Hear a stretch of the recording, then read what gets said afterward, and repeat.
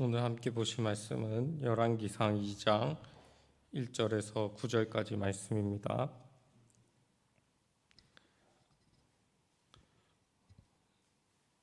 열왕기상 2장 1절에서 9절까지 말씀 다 찾으셨으면 함께 봉독하도록 하겠습니다. 다윗이 죽을 날이 임박함에 그의 아들 솔로몬에게 명령하여 이르되 내가 이제 세상 모든 사람이 가는 길로 가게 되었노니 너는 힘써 대장부가 되고 내 하나님 여호와의 명령을 지켜 그 길로 행하여 그 법률과 계명과 율례와 증거를 모세의 율법에 기록된 대로 지키라. 그리하면 내가 무엇을 하든지 어디로 가든지 형통할지라. 여호와께서 내 일에 대하여 말씀하시기를 만일 내 자손들이 그들의 길을 삼가 마음을 다하고 성품을 다하여 진실이 내 앞에서 행하면 이스라엘 왕위에 오를 사람이 내게서 끊어지지 아니하리라 하신 말씀을 확실히 이루게 하시리라. 스루야의 아들 요압이 내게 행한 일 곧 이스라엘 군대의 두 사령관 넬의 아들 아브넬과 예델의 아들 아마사에게 행한 일을 내가 알거니와 그가 그들을 죽여 태평 시대에 전쟁의 피를 흘리고 전쟁의 피를 자기의 허리에 띤 띠와 발에 신을 묻혔으니 내 지혜대로 행하여 그의 백발이 평안히 스올에 내려가지 못하게 하라. 마땅히 길랏 바르실레의 아들들에게 은총을 베풀어 그들이 내 상에서 먹는 자 중에 참여하게 하라. 내가 내 형 압살롬의 낯을 피하여 도망할 때에 그들이 내게 나왔느니라.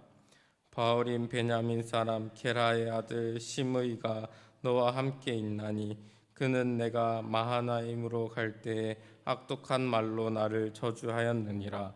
그러나 그가 요단에 내려와서 나를 영접함으로 내가 여호와를 두고 맹세하여 이르기를 내가 칼로 너를 죽이지 아니하리라 하였노나 그러나 그를 무죄한 자로 여기지 말지어다. 너는 지혜 있는 사람이므로 그에게 행할 일을 알지니 그의 백발이 피 가운데 스올로 내려가게 하라. 아멘. 이 열왕기 말씀은 다윗 이후로 솔로몬으로부터 이어지는 이스라엘의 왕에 대한 그 이야기를 담고 있는 말씀입니다. 그런데 그 왕이 어떻게 하느냐에 따라서 이스라엘의 운명이 정해지는 것을 우리가 열왕기 말씀을 통해 볼 수 있습니다. 하나님을 따라서 하나님 말씀대로 살아가는 왕이 있다면 그 나라는 형통하게 되고 하나님 말씀을 따르지 않고 우상을 섬기는 왕이 있다면 그 이스라엘은 또 무너지는 것을 열왕기를 통해서 볼 수 있습니다. 솔로몬은 초반에 하나님을 따라서 하나님과 함께 형통한 자로서 모습을 보여주지만 말년에 하나님을 떠나는 모습을 볼 수 있습니다. 이 두 가지 모습을 보여주는 솔로몬에게 다윗이 죽기 전에 그 유언을 통해서 어떻게 해야 하나님과 함께하여 형통할 수 있느냐에 대해서 말씀을 통해서 알려주는 것을 볼 수 있습니다.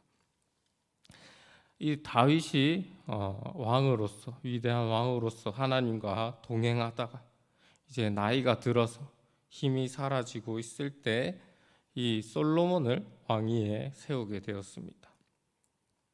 그런데 이 솔로몬이 왕으로 되기까지도 어려움이 있었는데 바로 그의 형 아도니아가 왕의 자리를 탐냈던 것입니다. 아도니아는 자기가 태어난 순서로 가장 서열이 높은 1순위 서열 1순위였는데 자기 동생 솔로몬이 왕이 되는 것이 못마땅했습니다. 그래서 이 아도니아는 자신의 세력을 모아서 왕이 되고자 했습니다. 다윗이 이제 나이가 들어서 기력이 쇠했을 때 약해진 틈을 타서 스스로 왕위에 오르고자 했던 것입니다. 이 소식을 들었던 솔로몬의 어머니 바세바와 또 선지자 나단은 이 사실을 다윗에게 알려줍니다. 솔로몬을 왕으로 세우기로 약속했지 않으십니까? 그런데 지금 아도니아가 왕이 되려고 하고 있습니다. 나와 했던 그 약속이 지켜지지 않으려고 하고 있습니다. 그러니까 빨리 솔로몬을 왕으로 세워달라라는 말을 했던 것입니다. 그래서 다윗이 솔로몬을 왕으로 세우게 됩니다. 그리고 아도니아와 그 세력은 흩어지게 됩니다. 이렇게 다윗이 솔로몬을 왕으로 세우고 난 뒤에 어느 정도 시간이 흘러서 이제 정말로 다윗이 죽을 때가 다 되었습니다. 죽기 전에 솔로몬에게 어떻게 네가 살아야 하는지 마지막으로 명령을 하는 것을 우리가 볼 수 있습니다. 우리 1절의 말씀을 함께 읽겠습니다. 다윗이 죽을 날이 임박함에 그의 아들 솔로몬에게 명령하여 이르되, 다윗이 죽기 전에 솔로몬에게 마지막으로 명령하는 것입니다. 솔로몬이 자신의 후계자이기 때문에 마지막으로 하고 싶은 말은 그 솔로몬의 왕위가 오랫동안 견고해지는 그 방법에 대해서 말하고 싶었을 것입니다. 그래서 다윗은 그 왕위가 견고해질 수 있는 방법에 대해서 두 가지 명령을 하게 됩니다. 첫 번째는 하나님께 대해서 어떻게 해야 되는지, 두 번째는 사람에 대해서 어떻게 해야 되는지, 이 두 가지 명령을 하였습니다. 먼저 다윗이 하나님께 대하여 네가 어떻게 해야 되는지 말씀을 하게 되는데, 우리 2절에서 3절까지 함께 읽겠습니다. 내가 이제 세상 모든 사람이 가는 길로 가게 되었노니 너는 힘써 대장부가 되고 내 하나님 여호와의 명령을 지켜 그 길로 행하여 그 법률과 계명과 율례와 증거를 모세의 율법에 기록된 대로 지키라. 그리하면 내가 무엇을 하든지 어디로 가든지 형통할지라. 아멘.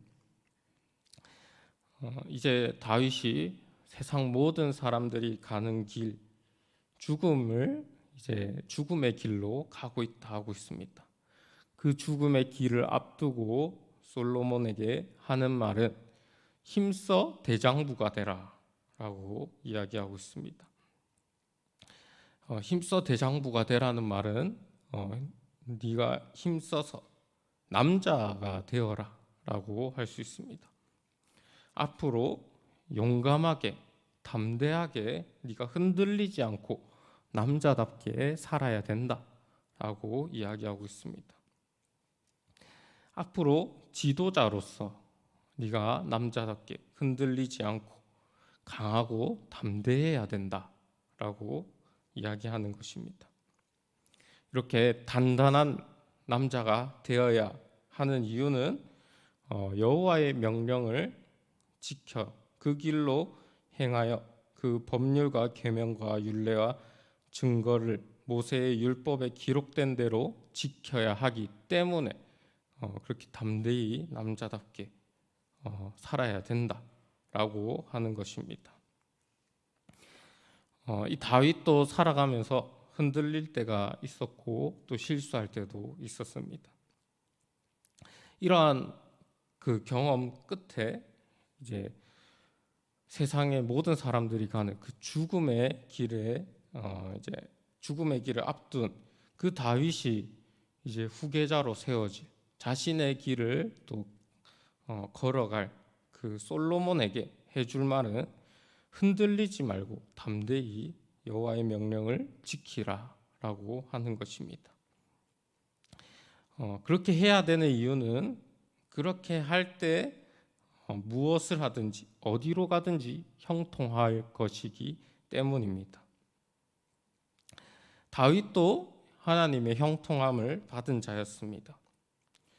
사무엘 하에 다윗이 어디로 가든지 여호와께서 이기게 하셨다라는 말씀이 있습니다. 다윗이 그렇게 여호와의 형통함을 받을 수 있었던 이유는 항상 하나님과 함께 했기 때문입니다. 그 말씀을 순종하고 따랐기 때문입니다. 여호와의 명령을 지켜 그 길로 행했기 때문에 다윗이 경험했던 그 하나님을 이제 자신의 후계자 솔로몬에게 전하면서 너도 그렇게 형통함을 입고 하나님과 함께하며 형통함을 입어야 된다라고 말하고 있는 것입니다. 우리 4절의 말씀을 함께 읽겠습니다. 여호와께서 내 일에 대하여 말씀하시기를 만일 내 자손들이 그들의 길을 삼가 마음을 다하고 성품을 다하여 진실이 내 앞에서 행하면 이스라엘 왕위에 오를 사람이 내게서 끊어지지 아니하리라 하신 말씀을 확실히 이루게 하시리라. 아멘. 하나님께서는 다윗에게 내 자손이 마음을 다하고 성품을 다하여 진실이 내 앞에서 행하면 이스라엘 왕위가 내게서 끊어지지 않게 하겠다라고 약속을 하셨습니다. 다윗이 하나님과 약속했기 때문에 그 약속을 근거해서 솔로몬에게 마지막으로 그 약속을 들이밀면서 명령을 하는 것입니다. 이것이 우리가 지켜야 할 마지막 약속이다. 하나님과의 언약이다. 하나님의 이 약속은 이스라엘 역사를 통해서 그 왕들을 통해서 실제로 나타나게 되었습니다. 서론에 얘기했던 것처럼 하나님을 따르고 진실이 행하던 왕에게는 하나님께서 은혜와 형통함을 주셔서 잘 되게 해주셨지만 하나님을 따르지 않고 자기 마음대로 행동하는 또 우상 숭배하는 왕에게는 하나님께서 고난을 주시고 결국에는 멸망을 주시게 된 것입니다. 솔로몬이 첫 번째 그 모습만 형통한 모습만 나타내면 좋았겠지만 마지막에 잘못된 모습을 보여주면서 안타깝게 이 두 가지 모습을 다 보여주게 됩니다. 어찌됐든 이 다윗의 마지막 이 유언은 그 삶의 여정의 끝에서 인생의 선배로서 이 솔로몬에게 또 우리에게 주어지는 조언입니다. 우리의 형통함이 어디서 오는가? 바로 하나님의 말씀을 따를 때, 또 우리가 하나님과 함께 할 때 형통함이 온다는 것입니다. 우리가 성령 충만함으로 하나님께 진심으로 하나님을 따르고 그 율법을 지키면서 살아갈 때 우리 삶의 형통이 또 평강이 임하게 된다는 것입니다. 다윗이 이렇게 하나님께 대한 그 명령을 하면서 동시에 실제적으로 그 사람들에게 어떻게 해야 되는지도 이 솔로몬에게 명령하는 것을 우리가 볼 수 있습니다. 우리 5절에서 6절까지 함께 읽겠습니다. 스루야의 아들 요압이 내게 행한 일 곧 이스라엘 군대의 두 사령관 넬의 아들 아브넬과 예델의 아들 아마사에게 행한 일을 내가 알거니와 그가 그들을 죽여 태평 시대에 전쟁의 피를 흘리고 전쟁의 피를 자기의 허리에 띤 띠와 발에 신은 신에 묻혔으니 내 지혜대로 행하여 그의 백발이 평안히 스올에 내려가지 못하게 하라. 이 요압은 다윗의 조카였고 또 군대 장관이었던 사람입니다. 다윗은 요압이 아브넬과 아마사에게 행한 일 때문에 솔로몬에게 그가 평안히 죽지 못하게 해야 된다라고 명령하고 있습니다. 요압이 저질렀던 죄는 태평의 시대, 평안의 시대에 전쟁의 피를 흘렸다는 것입니다. 다윗은 요압이 아브넬과 아마사를 죽이도록 하지 않았습니다. 그런데 이 요압은 순전히 자기의 욕심 때문에 자기가 잘 되고 싶은 마음에 그들을 죽이면서 평안의 시대에 그들을 죽이면서 피를 본 것입니다. 다윗은 이 평안을 깨뜨렸던 하나님의 평강을 깨뜨린 요압이 그도 평안히 죽지 못하게 되어야 한다라고 이야기하고 있습니다. 평안의 시대에 자기 야욕 때문에 그것을 깨뜨려 버린 요압은 이 앞으로 솔로몬 통치에도 평안을 깨뜨릴 그 악영향을 끼칠 사람으로 생각했던 것입니다. 그래서 다윗은 그가 평안히 죽지 못하게 지혜롭게 네가 해야 된다. 결국은 그를 죽여야 된다라고 이야기하는 것입니다. 반면에 이 다윗은 솔로몬에게 은총을 베풀어야 할 사람에 대해서도 알려줍니다. 우리 7절의 말씀을 함께 읽겠습니다. 마땅히 길르앗 바르실레의 아들들에게 은총을 베풀어 그들이 내 상에서 먹는 자 중에 참여하게 하라. 내가 내 형 압살롬의 낯을 피하여 도망할 때에 그들이 내게 나왔느니라. 다윗이 길르앗 바르실레의 아들들에게는 은총을 베풀라라고 하고 있습니다. 압살롬이 반역을 했을 때 다윗이 요단 동편 길르앗에 도망친 적이 있습니다. 그리고 그곳에서 바르실레에게 도움을 받았습니다. 그의 음식을 먹으면서 그의 은총을 받은 적이 있는데 다윗은 그가 베풀었던 그 은총, 그 선행을 기억하고는 이제 그의 아들 솔로몬에게 그 은총을 네가 베풀어서 네 상에서 먹는 자 중에 참여하게 하라라고 하는 것입니다.